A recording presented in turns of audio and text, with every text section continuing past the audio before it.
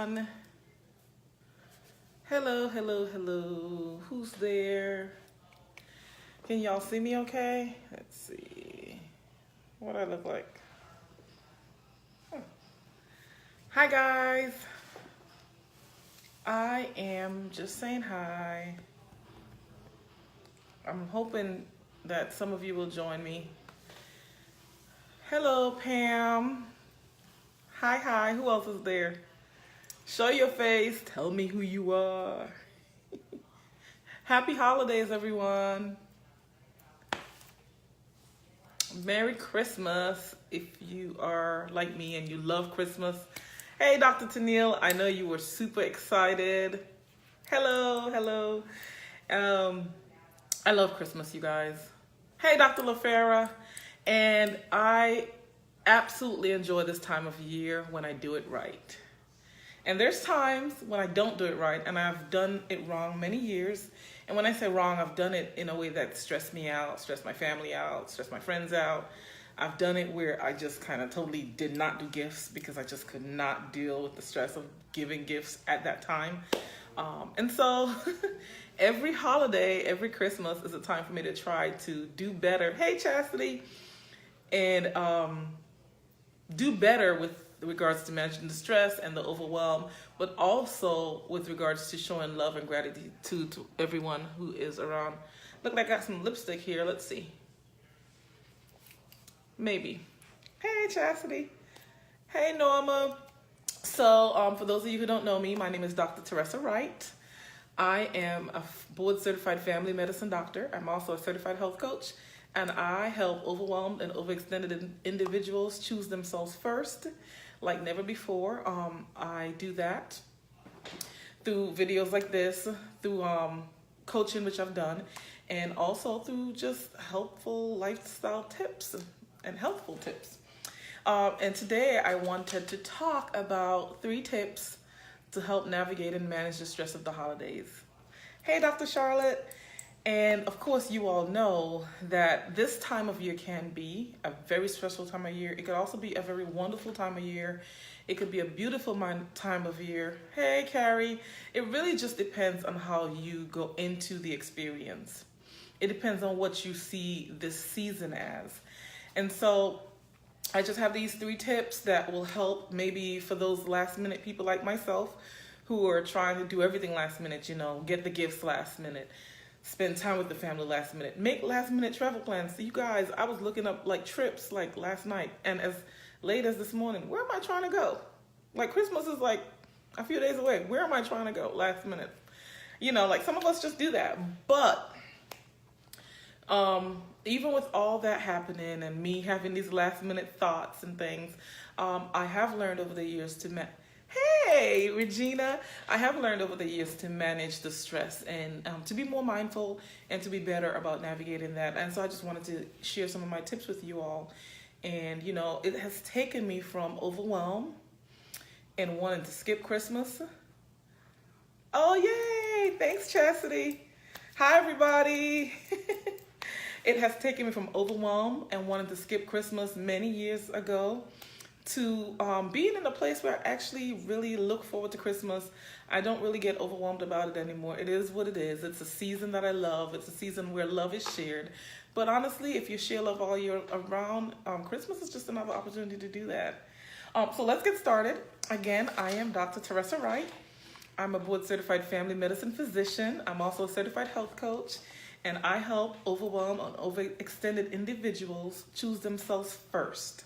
And so I always do this wrong, 3 tips, because this finger likes to step in the game.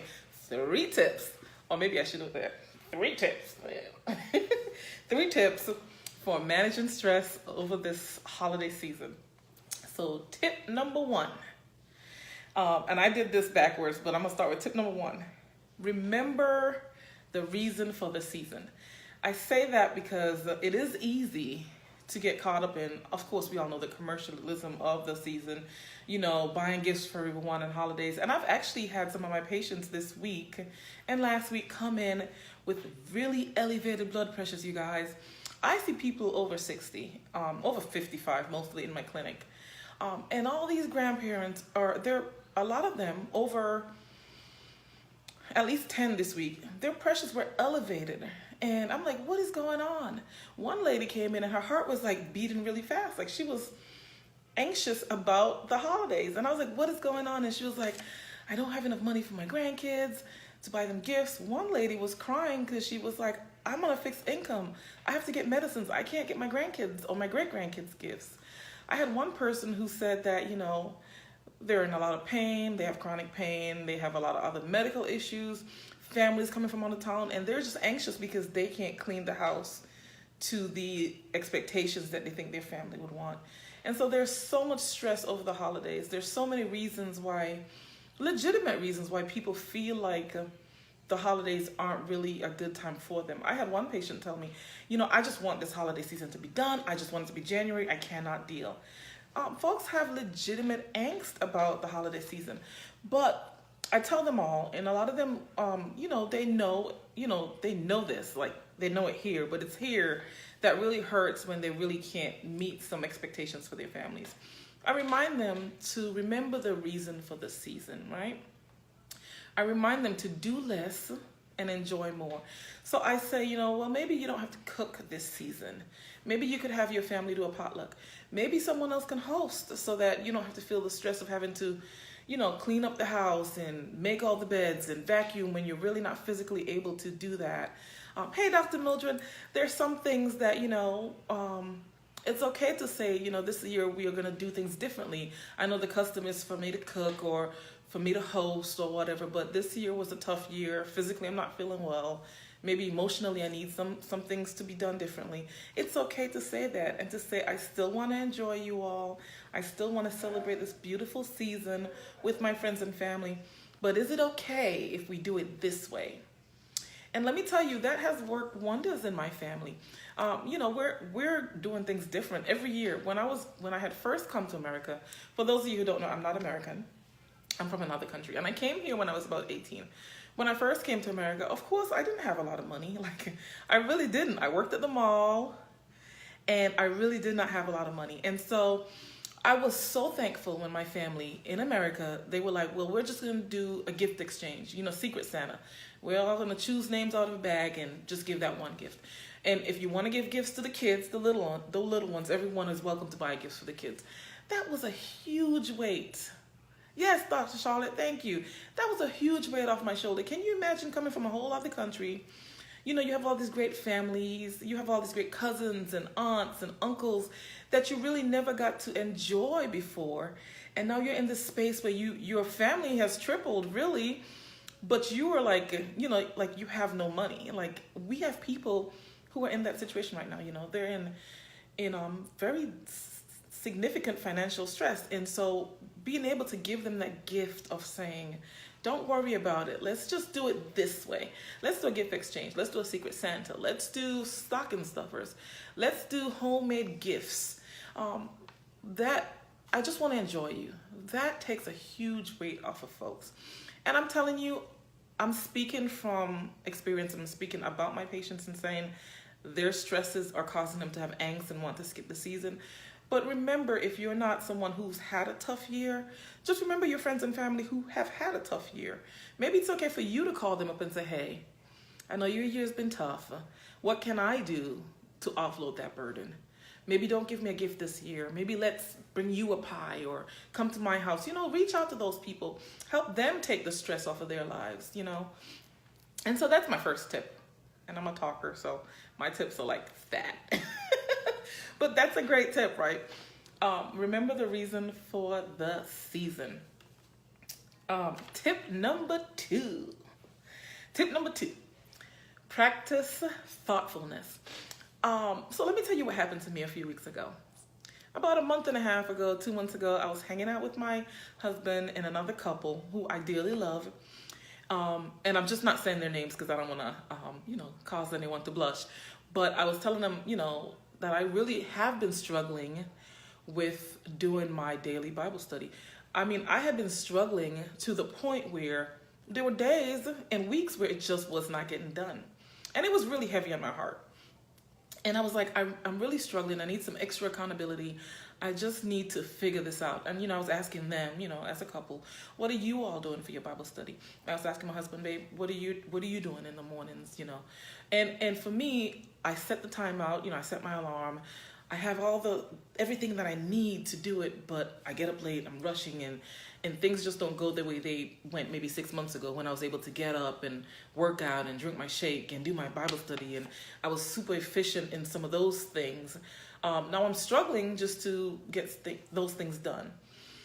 And so I shared this in complete transparency, even a little bit maybe ashamed that I was even saying this, but it's the truth, and I like to be honest. And you know what? About less than a week later, I got a package in the mail with a Bible study book. I'm looking for it right now, actually.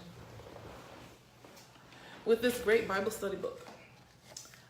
It was a 4-week study that I got in the mail. It was actually a package for me and a package for my husband. So it was a book for me and a book for him. And it really broke me in a good way here, because I thought to myself, I was really transparent. Hey, Dr. Diane.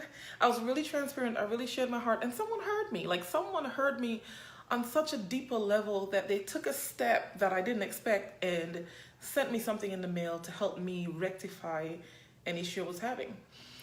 Now, it's a kind of an accountability I didn't anticipate, because, that person also didn't anticipate the accountability, because having purchased me a Bible study made me want to take the extra time to utilize it.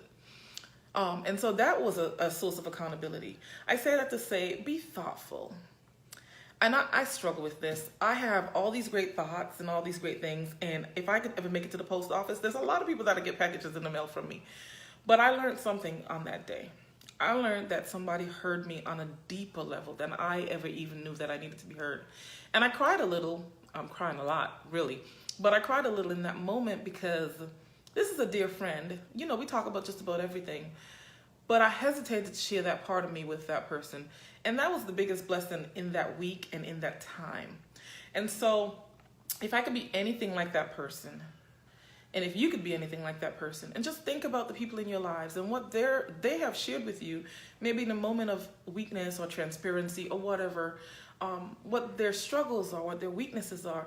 Is there a way that you could be so thoughtful that you could touch them on a level that is deeper than anything you ever imagined? And it's deeper than any gift you could ever buy them that doesn't have the same meaning. I can tell you now, there's no other gift that this person could have gotten me that would have meant more to me than what that was. So just be thoughtful, because if you're thoughtful about the gift, the price doesn't matter, the brand doesn't matter, and it will mean so much more to that person because it came from you and it came from a place deep down.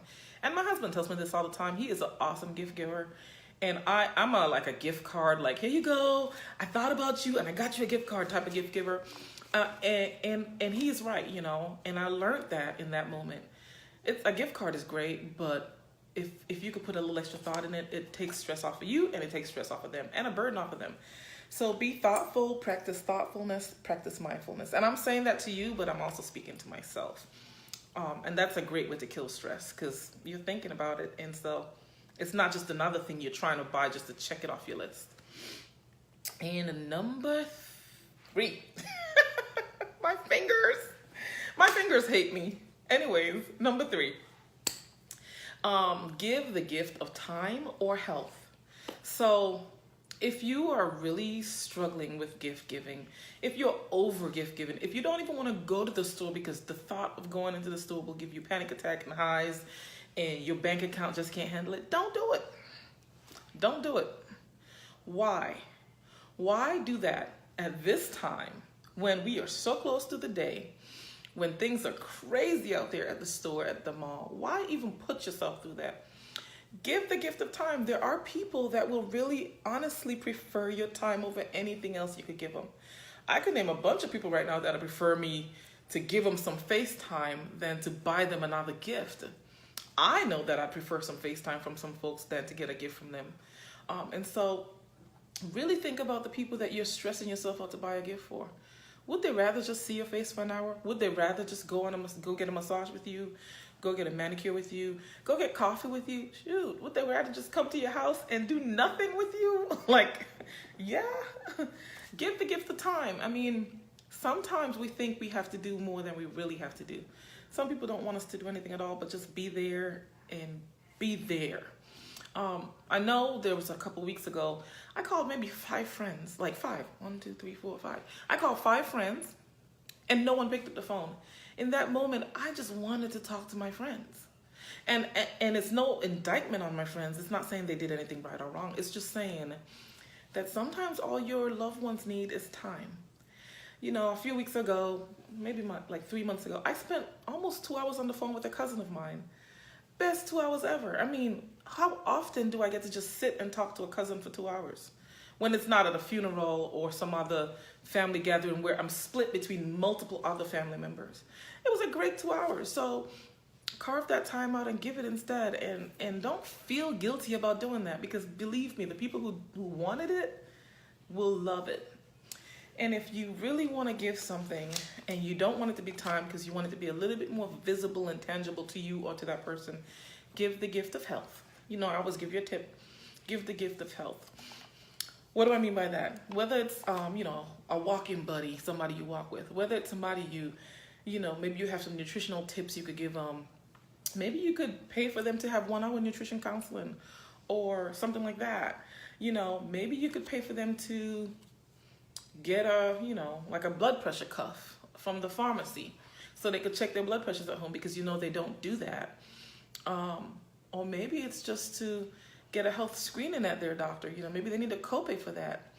Think about all the people who maybe don't have insurance and want to go to the free clinic. Maybe you could help give them a ride to the free clinic. There is such a thing as giving a gift of health that could really change someone's life. Maybe they need a mammogram and they don't have a ride to the mammogram center. You might be able to give them a gift of health by giving them a ride to the mammogram center. Last Thursday, I was not here. I didn't do this talk.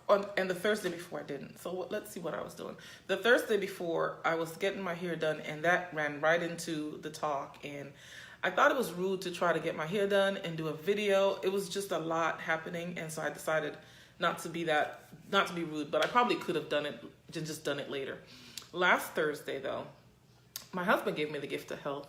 He booked us a couples nutrition counseling session, and we went and spent an hour with the counselor and like worked out our nutrition plan and set up some more sessions so that going into the new year, we could be united front and ready for, you know, the nutritional challenges and the health challenges that may come, you know, eating well, exercising, it's intentional.